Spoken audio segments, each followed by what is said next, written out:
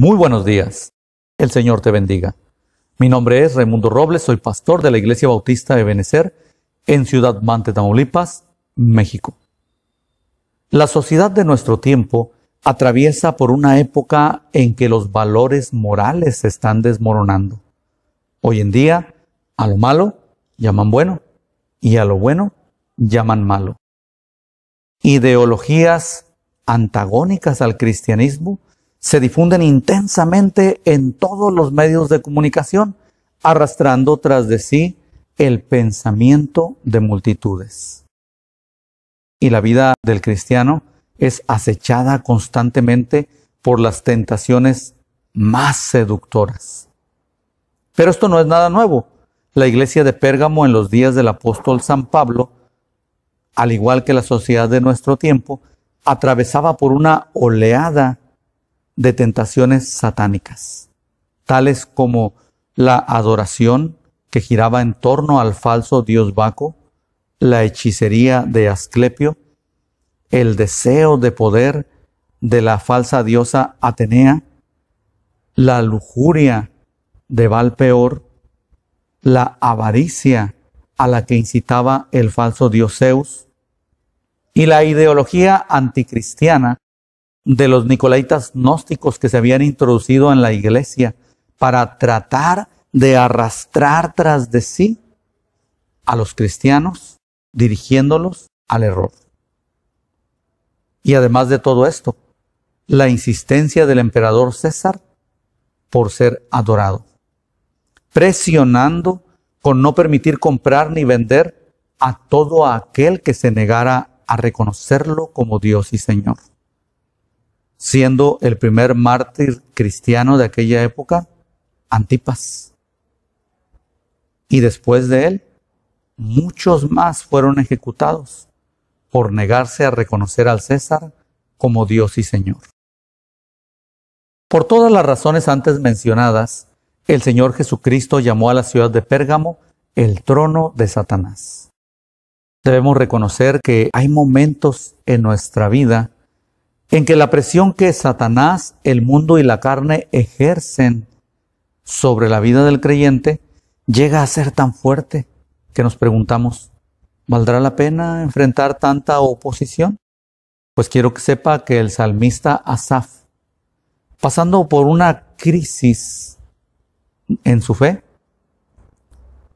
viendo que los malvados eran prosperados en todo lo que hacían, hizo la siguiente declaración en el Salmo 73, versículos del 12 al 14.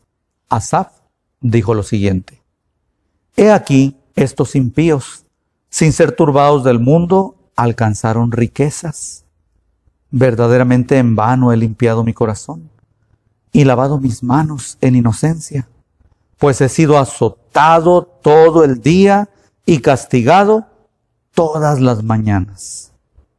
En ocasiones llegamos a pensar como Asaf, pero debemos considerar que Asaf pensó de esa manera porque estaba pasando por un momento en el cual su tristeza, la frustración, la desesperación lo estaban llevando a tener esos pensamientos. Y debemos tener en cuenta que ese tipo de emociones nos nublan la razón y no nos dejan pensar con claridad. Nos impiden pensar asertivamente. La iglesia en Pérgamo pasó por una situación similar a la de Asaf, pero a ellos el Señor se reveló a través de su palabra, entregándoles una preciosa promesa, la cual quedó registrada en el libro de Apocalipsis, capítulo 2, versículo 17. El Señor dice lo siguiente: El que tiene oído, oiga lo que el Espíritu dice a las iglesias. Al que venciere, daré a comer del maná escondido, y le daré una piedrecita blanca, y en la piedrecita escrito un nombre nuevo, el cual ninguno conoce, sino aquel que lo recibe. Note usted que este versículo comienza con la frase: el que tiene oído, oiga lo que el Espíritu dice a las iglesias. Esta frase se refiere a aquellos que pueden entender las cosas espirituales de Dios debido a que el Espíritu Santo habita en ellos. El apóstol Pablo, en su primera carta a los Corintios, capítulo 2, versículos del 14 al 16, dijo lo siguiente: pero el hombre natural, ¿quién es el hombre natural? El hombre natural es aquel que aún no es salvo y que por lo tanto el Espíritu Santo no habita en él. Pues bien, Pablo dijo, pero el hombre natural no percibe las cosas que son del Espíritu de Dios, porque para él son locura, y no las puede entender, porque se han de discernir espiritualmente.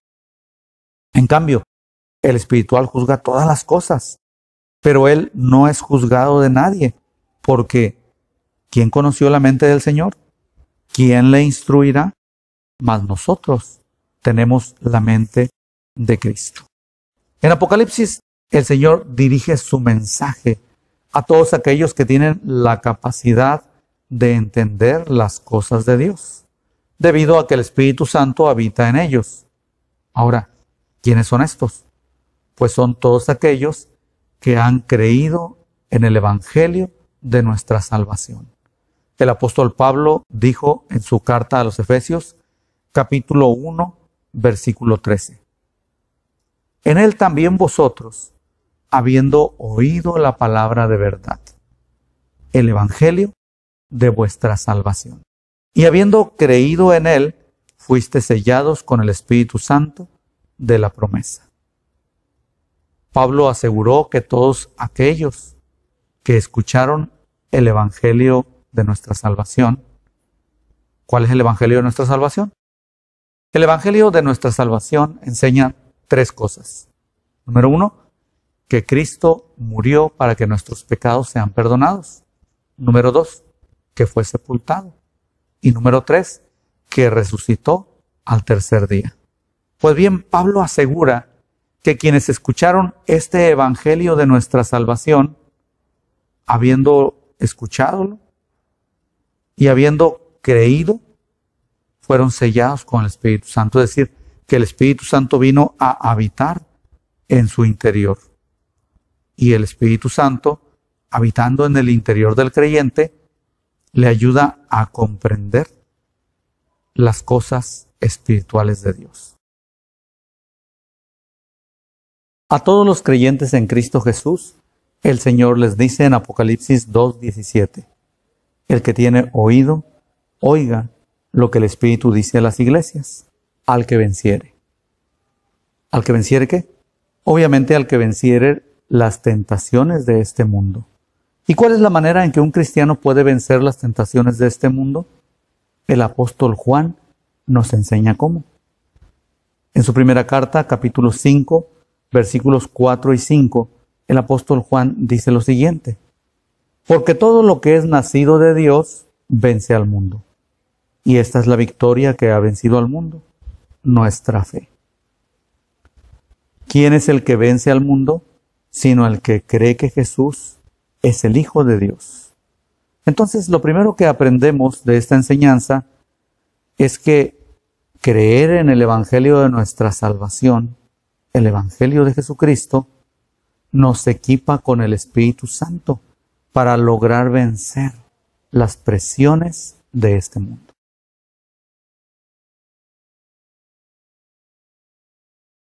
¿Ha escuchado usted la frase que dice, somos lo que comemos?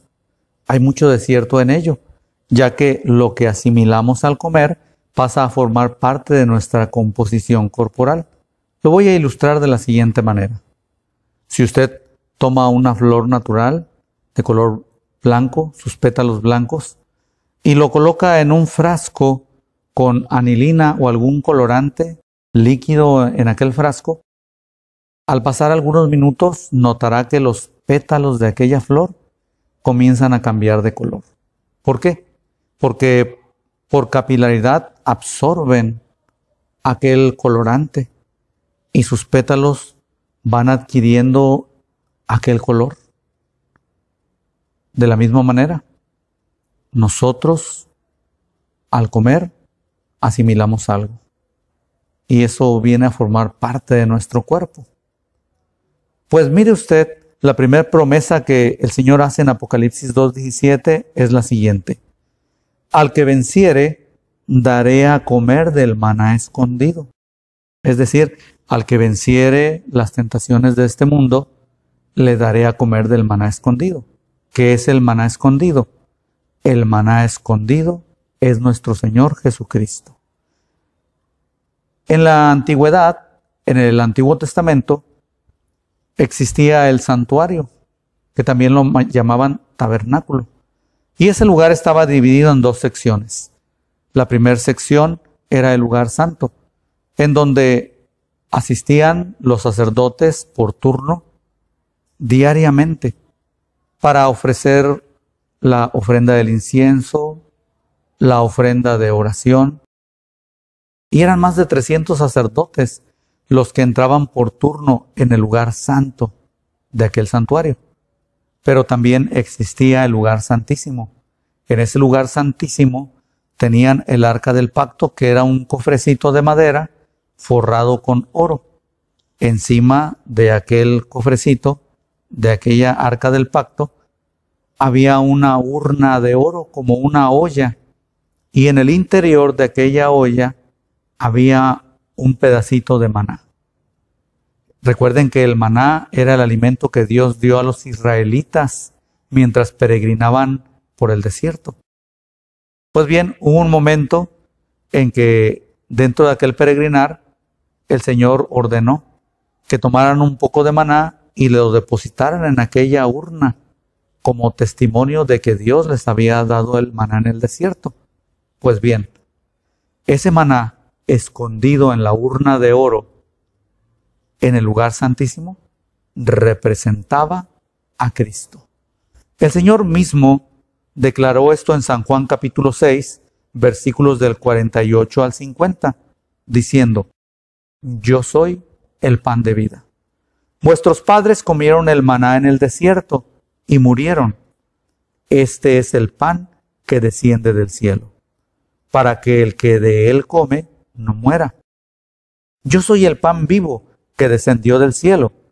Si alguno comiere de este pan, vivirá para siempre.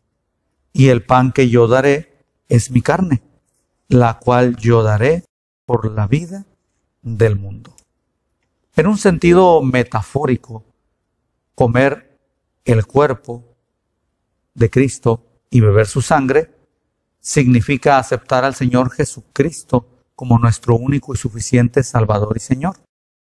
Al hacerlo, comenzamos a asimilar su personalidad, lo cual se reflejará en nuestra manera de vivir, al igual que los pétalos de aquella flor, de la cual hablamos para ilustrar esto. Entonces, cuando recibimos a Cristo como nuestro único y suficiente Salvador,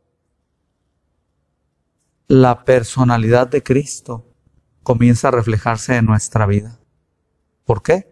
Porque en un sentido espiritual hemos comido su carne y hemos bebido su sangre, y somos lo que comemos. El apóstol Pablo, sabiendo esta realidad, habló de ello en Gálatas 2:20, diciendo: con Cristo estoy juntamente crucificado, y ya no vivo yo, mas vive Cristo en mí. Y lo que ahora vivo en la carne, lo vivo en la fe del Hijo de Dios, el cual me amó y se entregó a sí mismo por mí. Asimismo, el apóstol Pablo dijo lo siguiente en la primera carta a los Corintios, capítulo 11, versículos 23 y 26. Tratando de enseñar, de aclarar con gran precisión lo que significa celebrar la cena del Señor. Vamos a leer esta porción de la Escritura. Primera carta a los Corintios, capítulo 11, versículos 23 al 26. Dijo Pablo: porque yo recibí del Señor lo que también os he enseñado, que el Señor Jesús, la noche que fue entregado, tomó pan, y habiendo dado gracias, lo partió, y dijo: tomad, comed, esto es mi cuerpo, que por vosotros es partido. Haced esto en memoria de mí. Asimismo tomó también la copa, y después de haber cenado, diciendo: esta copa es el nuevo pacto en mi sangre. haced esto todas las veces que la bebieres en memoria de mí. Así pues, todas las veces que comiereis este pan y bebiereis esta copa, la muerte del Señor anunciáis hasta que Él venga. Cuán grande gozo se genera en nuestro corazón al saber que desde el momento en que recibimos a Cristo como nuestro único y suficiente Salvador, comenzó a reflejarse en nuestra personalidad la presencia de Cristo. De la misma manera que los pétalos blancos de una flor comienzan a reflejar el color que absorben por su tallo. Lo segundo que aprendemos de esta enseñanza es que la fe en Cristo nos conduce a imitarle. La segunda promesa que el Señor hace en Apocalipsis capítulo 2, versículo 17, para todo aquel que pone su fe en Cristo, es la siguiente. Y le daré una piedrecita blanca, y en la piedrecita escrito un nombre nuevo, el cual ninguno conoce, sino aquel que lo recibe. La piedrecita blanca se refiere a un diamante reluciente. En aquellos días el sumo sacerdote judío vestía un pectoral, y en el pectoral había 12 piedras preciosas. Cada piedra preciosa representaba a cada una de las tribus de Israel. Y muy cerca del corazón, aquel pectoral tenía un lugar en donde el sumo sacerdote guardaba el Urim. El Urim era un diamante reluciente, el cual tenía escrito un nombre, y nadie conocía ese nombre, solamente el sumo sacerdote. Y creemos que el sumo sacerdote, al momento de entregar su cargo, cuando ya había cumplido su tiempo, entregaba el diamante al nuevo sumo sacerdote. Pero este sumo sacerdote saliente guardaba en secreto aquel nombre hasta la muerte. Y el nuevo sumo sacerdote procedía de la misma manera. De manera que este era un nombre secreto que nadie sabía. Y pensamos que ese nombre secreto era el nombre incomunicable de Dios. Este diamante, este Urim, lo utilizaba el sumo sacerdote de la siguiente manera. Cuando el pueblo venía a él para consultar sobre algunos aspectos de la vida, cosas que sucedían, el sumo sacerdote les aconsejaba. Y la mayor parte de su consejo estaba fundamentado en las Sagradas Escrituras. Pero había cosas que el sumo sacerdote no sabía qué responder. Entonces iba y de alguna manera divinamente ordenada, el sacerdote consultaba al Urim. Y a través de aquel Urim, Dios le hacía entender al sumo sacerdote qué es lo que debían hacer. Hoy en día pensamos que esta piedrecita blanca simboliza al Espíritu Santo. ¿Por qué? Porque el Señor Jesucristo dijo en el Evangelio según San Juan, capítulo 16, versículo 13, lo siguiente. Pero cuando venga el Espíritu de verdad, Él os guiará a toda la verdad, porque no hablará por su propia cuenta, sino que hablará todo lo que oyere y os hará saber las cosas que habrán de venir. Por estas palabras del Señor Jesucristo, entendemos que el Señor promete dirección a quienes depositen su fe en Él. Otra interpretación que se ha dado para esta piedrecita es la siguiente. En aquellos días del Señor Jesucristo, de los apóstoles, no existían aún las tarjetas de invitación como hoy las conocemos. Entonces, cuando alguien tenía alguna celebración formal, la manera de invitar a alguien era que iba, le visitaba personalmente, le invitaba de palabra, pero también le entregaba una piedrecita, la cual serviría como distintivo. Entonces, cuando el invitado llegaba al lugar de la celebración, normalmente había personas cuidando la entrada. Entonces el invitado les entregaba aquella piedrecita y lo dejaban pasar. Pues bien, pensamos que esa piedrecita que promete el Señor Jesús a todos aquellos que venzan, significa que todos aquellos que recibamos al Señor Jesucristo como nuestro único y suficiente Salvador, estaremos invitados a la gran celebración de las bodas del Cordero. La Biblia enseña que habrá un día en que el Señor Jesucristo volverá a esta tierra.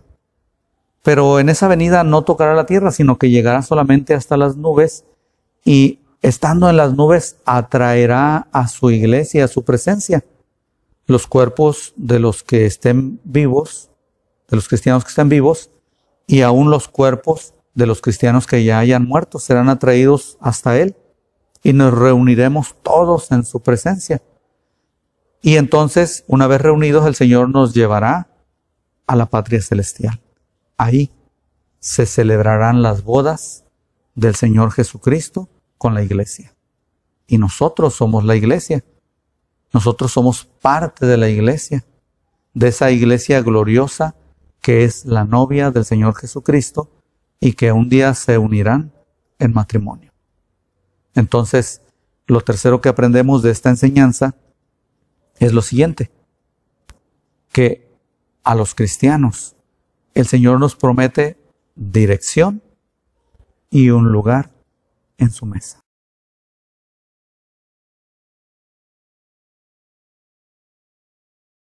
Oremos. Amoroso Padre Celestial, en esta hora buscamos tu rostro y tu bendita presencia para rogarte que sigas llenándonos de tu Espíritu Santo, para que impulsados por Él podamos vencer las tentaciones y las presiones de este mundo, porque sabemos que tú has prometido, Señor, que tendremos un lugar en tu mesa y que seremos dirigidos por tu Santo Espíritu. En Cristo Jesús te damos gracias por todo esto, Señor. Amén. El Señor te bendiga.